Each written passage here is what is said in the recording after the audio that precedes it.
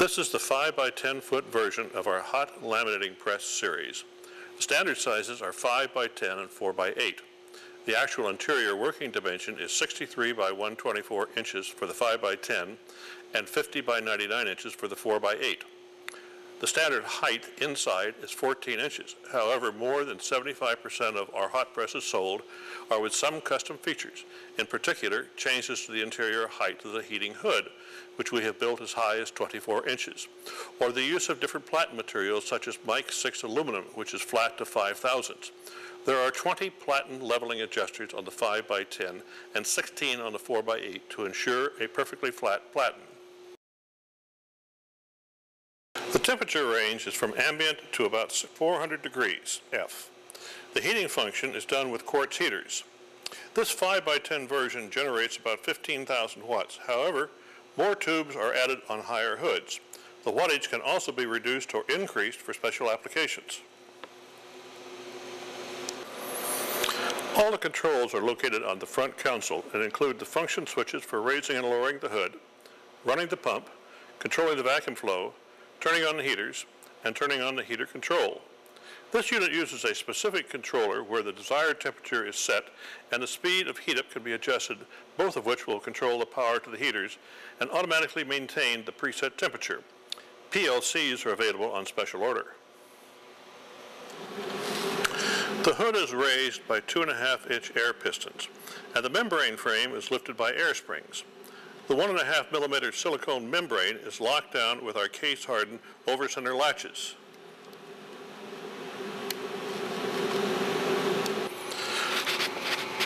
The sealing gasket material is 1/2 by 2-inch high-temperature closed-cell foam. The platen is 3/4-inch phenolic with the air path cut in to ensure equal and rapid air extraction.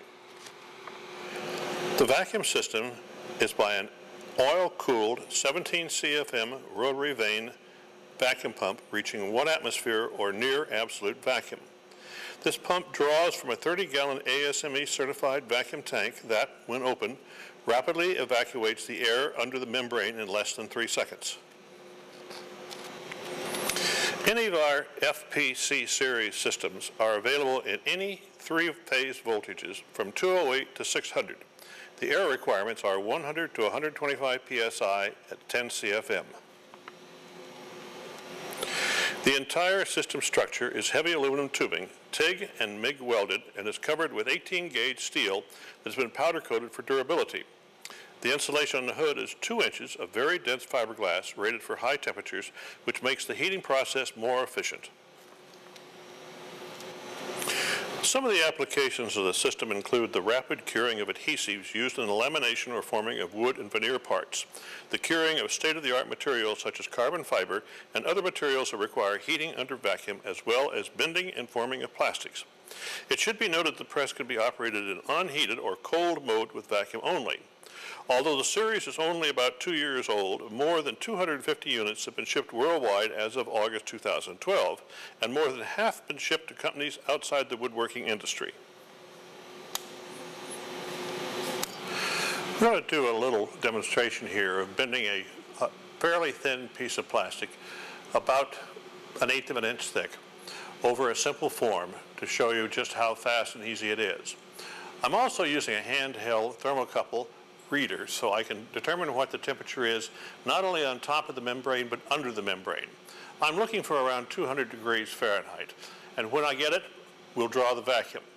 I've also softened the 4 corners of the plastic so it won't have any chance of abrading or damaging the membrane. After about 4 minutes, the temperature is 140 outside the membrane and 95 degrees Fahrenheit underneath the membrane. As the temperature increases, those two temperatures will get closer and closer to each other.